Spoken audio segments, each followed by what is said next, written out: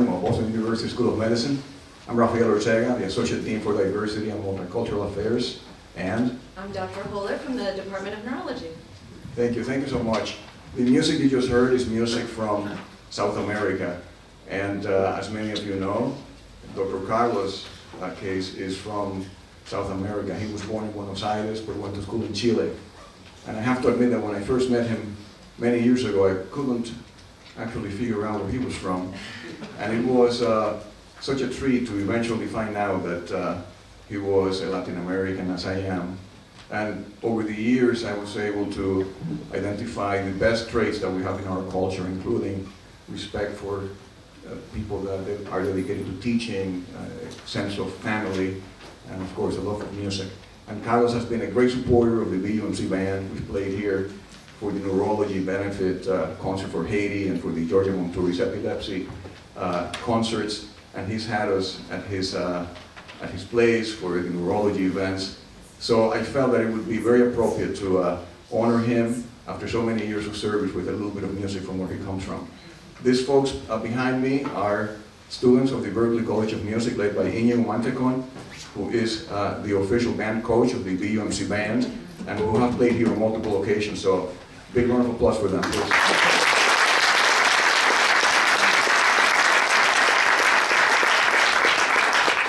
And if you read the program, you see that they are from all over Latin America and indeed all over the world. And they serve as a metaphor for why diversity works. It is because of all those musical influences that they bring, that they can perform to the level that they do. So the way the evening is going to progress is I have a series of leaders from the institution come up and say a few words. And the show is over, we're going to go to the Wilkins boardroom and have something to eat and a few drinks. Anna? Some wine and empanadas to follow. So I just have a few words that I would like to say. First of all, thank you all for joining us tonight as we celebrate the distinguished career of Dr. Carlos Kase. To give you a little background, Dr. Kase completed his residency and stroke fellowship at Massachusetts General Hospital in 1984, and then he joined Boston University in our hospital system. He became the neurology residency program director, and many of us in the audience have trained under his wonderful guidance. In his 32 years here at BU and BMC, he's made dramatic contributions to the department, and he served as our chairman for over a decade. As a leader in the neurology department, he was visionary in his development of the neuro ICU, expansion of our staffing and patient care in the areas of pain, neuromuscular disease, epilepsy, and stroke. He helped to inspire the development of our global health neurology program, and also our research mentoring programs for the residents and the students. He also helped to foster numerous quality improvement initiatives. He helped with the expansion of research with the Framingham Heart Study, the Chronic Traumatic Encephalopathy Program, the Genetics Program, the Alzheimer's Disease Center, the Parkinson's Research Program, the Stroke Initiative, just to name a few. And he also strengthened our collaborations with the VA Boston healthcare system. He finally also helped to synchronize educational initiatives through a multidisciplinary Grand Rounds program. He's a brilliant researcher, educator, clinician, and also a gracious colleague. He's internationally recognized for his work on stroke with a particular focus on intracerebral hemorrhage. He's published extensively and lectured broadly. He receives exceptional evaluations from both students and residents, many of whom are here today as a tribute. He also carves out time in his very busy schedule for bedside rounds, lectures, and also staffing. He's always ready to come into the hospital in the middle of the night to assess patients, help a colleague, and provide advice and support. He leads by example and allows the neurology department to flourish under his supportive guidance. We've all been very fortunate to work with him, And we wish Dr. Kase and his dear wife Becky the best as they start the next chapter in their lives. He leaves a wonderful legacy of dedicated service, leadership, and mentoring. He'll be moving away, but never forgotten. And in fact, last year we created the Carlos Kase Research Symposium to honor his work and legacy, and also to ensure that we get to see him at least once a year. Please join me in a round of applause for Dr. Kase.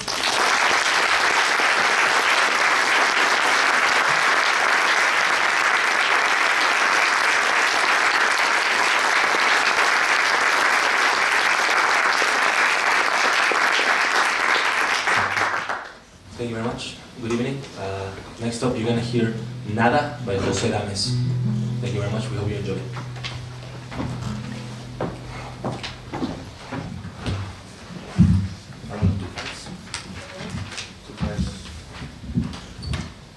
Good evening, everybody.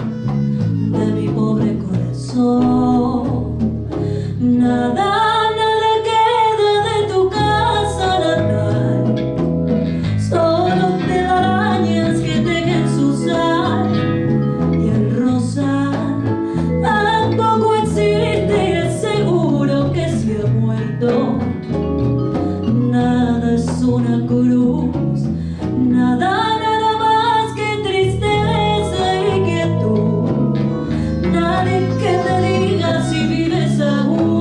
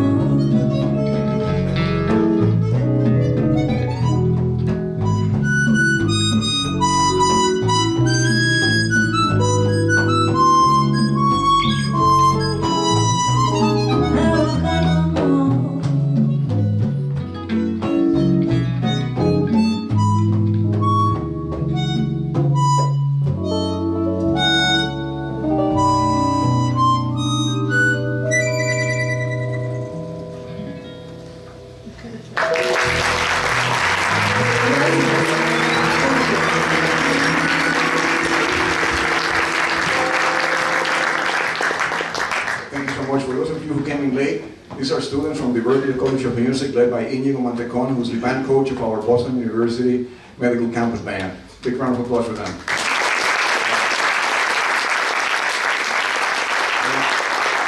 I can't help Íñigo to introduce the band because you guys are so good and so colorful. Alexis Soto from Venezuela on percussion. And Gerson Lazo from Chile on bass. Ignacio Gonzalez from Uruguay on the nylon string guitar. Íñigo Mantecón from Mexico on the steel string guitar. And Marianela Rojas from Venezuela on vocals. We threw an American in the mix, Michael Whalen from California. And from real far away, Ronnie Aiton from Israel on the harmonica. Folks, it's a pleasure for me now to introduce Dr. Karen Anman, the Dean of the Medical School.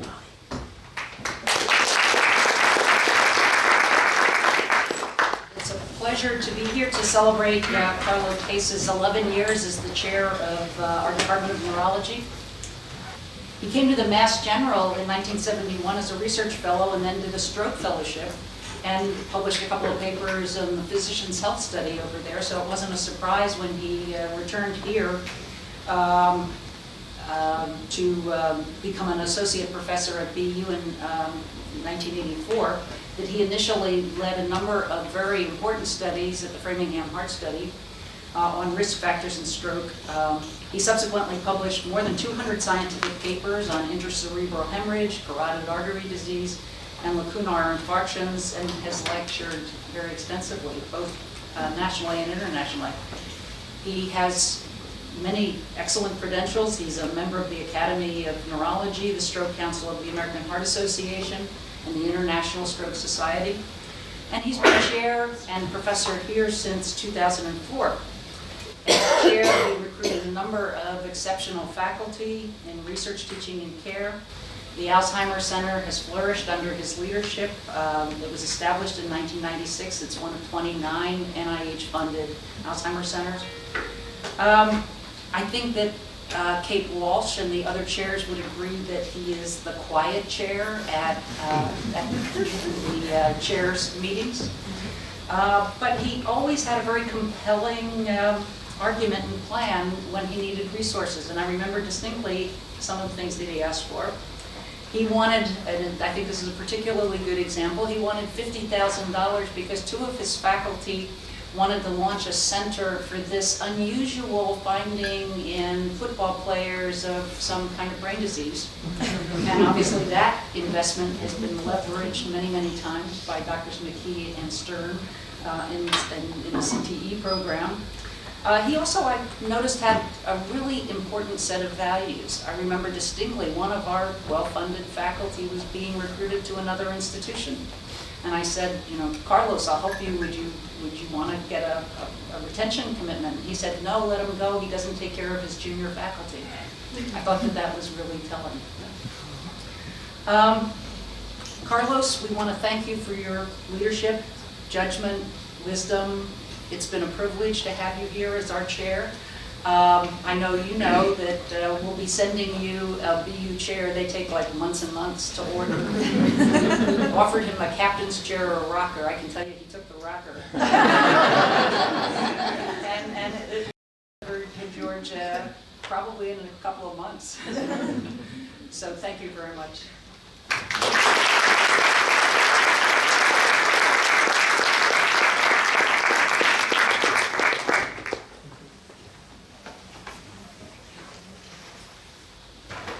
You know, someone commented that we don't do this for all the departing chairs. Why does Carlos gets a special event? And my answer was because he's special.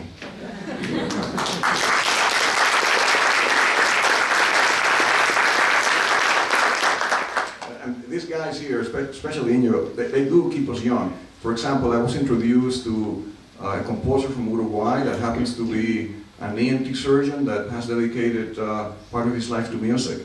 And the next tune that you're going to play is from Jorge Drexler, titled Horas.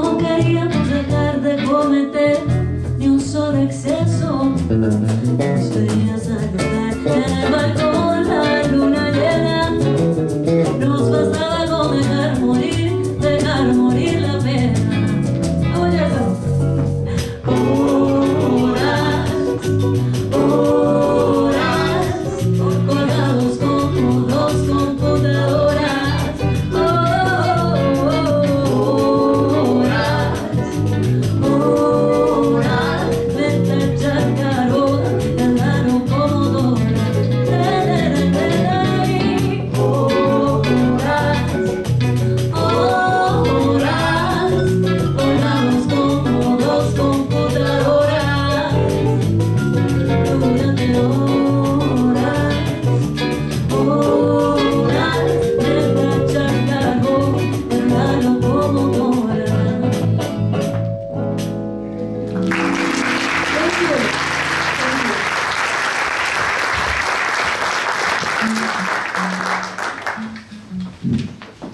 and next up we have Dr. Rafael, who is going to be giving us a few words about Dr. Kase as well, and he's our Chief Medical Officer from Boston Medical Center. Thank you.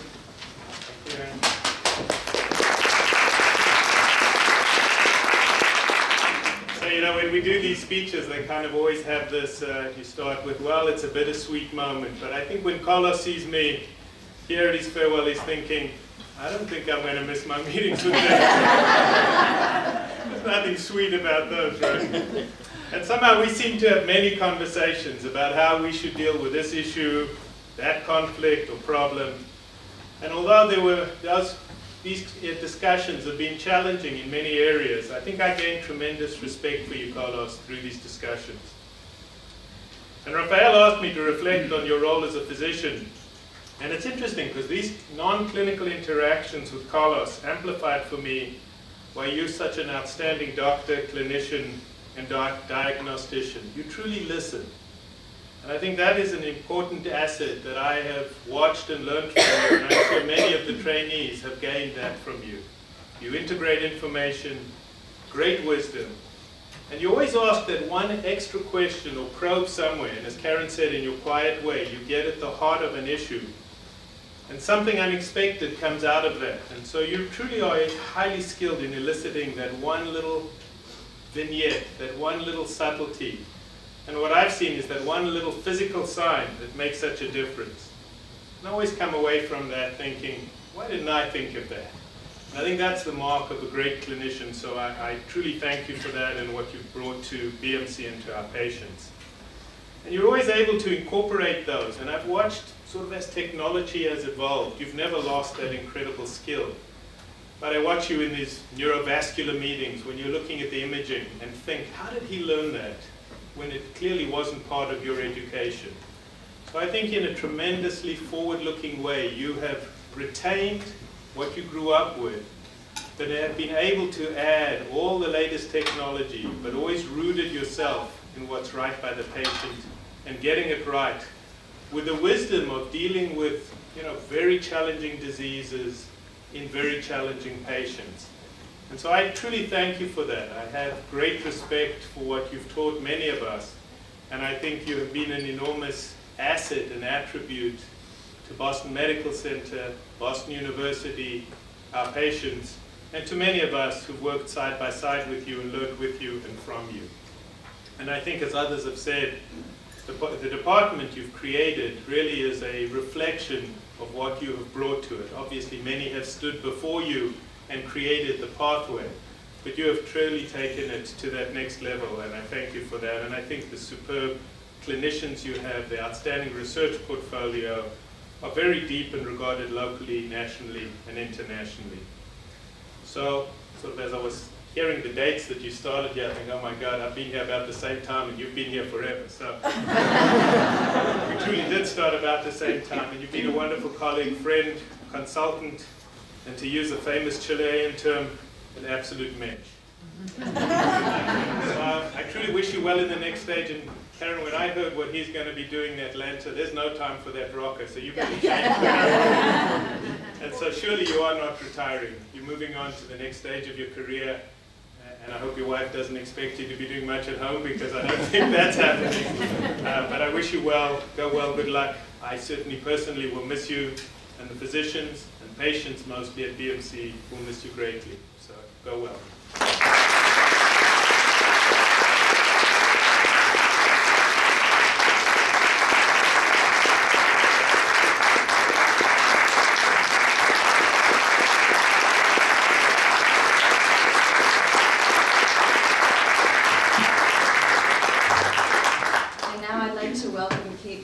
The president of BMC. Thank you, Kate.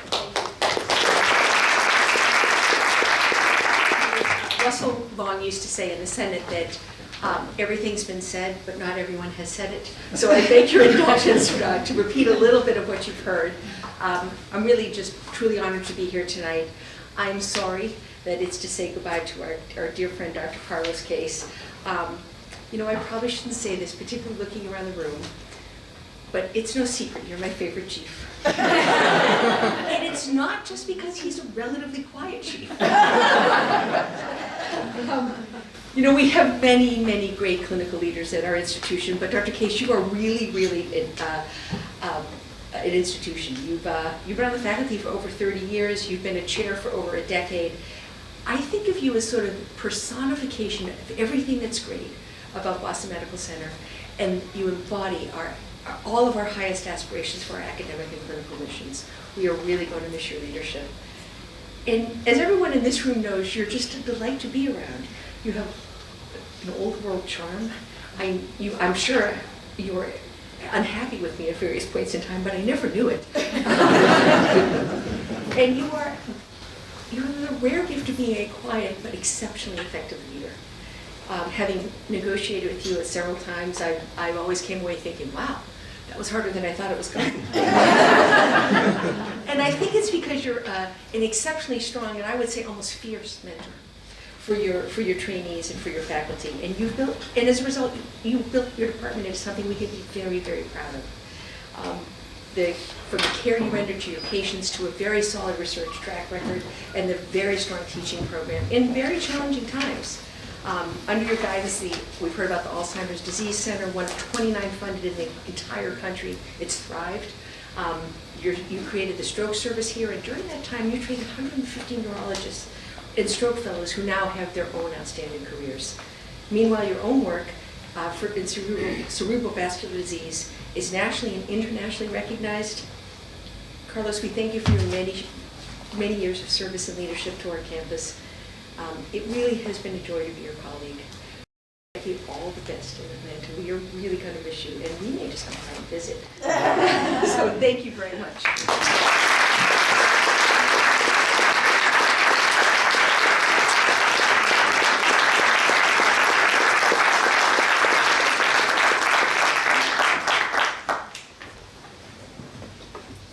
I want to dedicate this song to Becky because she is such a fabulous host and she had so many great parties at her house. Thank you very much. Becky's Carlos' wife. He goes to Becky. And we're gonna have Marinela come again and sing Adios a la Rama. For this one, we're gonna need your help with the chorus, okay? I'll let you know what is the time.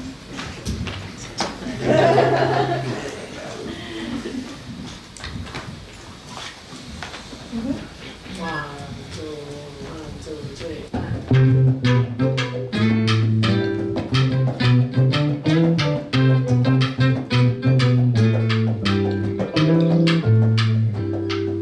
A veces que en el aire respiro de tu amor, me siento en una rama y lloro de dolor.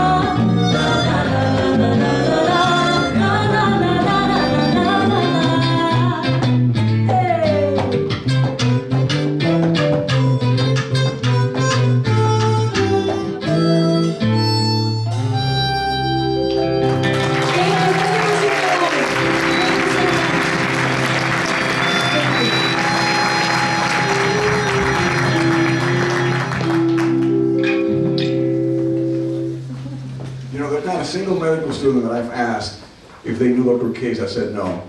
And at this moment, I'm going to ask representatives of the Latino Medical Student Association to come up and present a plaque to Dr. Kase.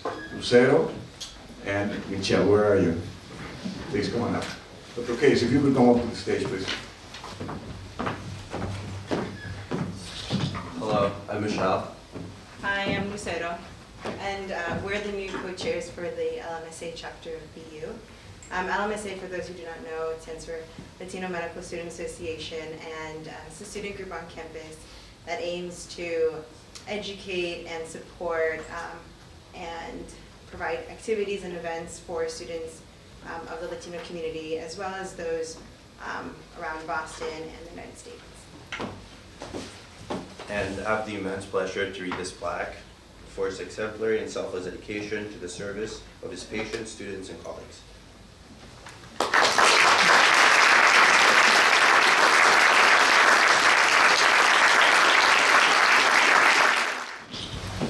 First of all, thank you very much for this recognition of my interest in diversity at the medical school, and that is because I sort of been around diversities for my entire life.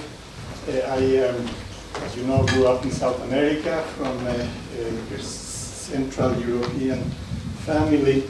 And throughout my entire life, I saw people from different parts of the world, and I learned to appreciate diversity. And then later on, I was very lucky that my wife and my children had sort of the same kind of view about cultural differences in various people, and they, with me, learned to appreciate the differences in different cultures, all of which have very positive things to recognize, respect. And as a result, cultural diversity is an important thing in my life, and I'm delighted that somebody like Rafael Ortega is in charge of that aspect of things at Boston University School of Medicine, because he's an outstanding example of the person who respects, recognizes, and enhances the value of respecting everybody regardless of culture. So thank you for that.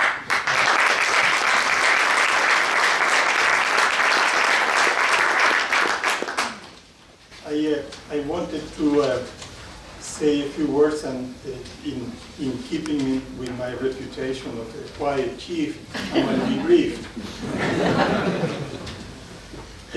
First of all, I wanted to thank Drs. Ortega and Holler for putting together this wonderful program today. And special thanks go to the musicians who have delighted us with wonderful pieces from different countries in South America. Really, thank you so much for that. To Dean Anman, Mrs. Walsh, and Dr. Davidoff, I want to thank you for the kind words expressed tonight, and for the support and encouragement that I've received from all of you throughout my years at this institution. It has been a privilege and an honor for me to serve at Boston Medical Center and Boston University for the last 33 years, as I've enjoyed knowing and working with so many talented attendings, residents, fellows, and medical students.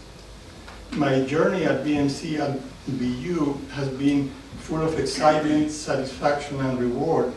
And the sources of that have been many, including the patients I cared for, their families, as well as my interaction with all members of the clinical teams, including physicians, nurses, administrative hospital personnel, and our wonderful neurology staff.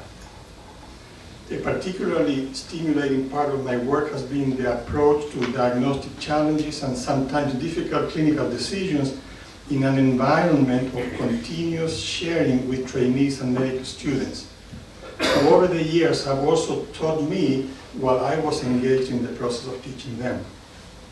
Like a dear friend of mine used to say, we are lucky to be able to work in something we deeply love, something we are passionate about, something that gets us going every morning with great enthusiasm and excitement. And that is what BMC and BU have meant to me. And I want to thank all of you for having given me the opportunity to work and be happy in this unique institution. This journey of mine has also been made most enjoyable by my sharing it with my dear wife, Becky, who has walked this road with me every day and has always been a source of unconditional support and encouragement to me and to our 4 children. Thank you for your wonderful, loving companionship and for 42 years of great happiness growing together and raising a wonderful.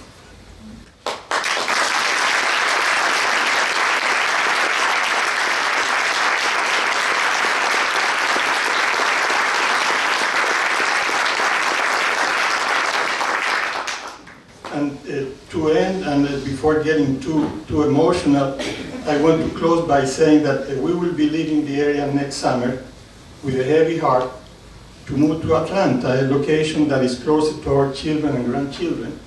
But Boston, BMC, and BU will always be home to us. We hope to remain in touch with so many friends and colleagues that we live here, and hopefully we'll visit with you in the future as often as possible. Thank you very much for everything.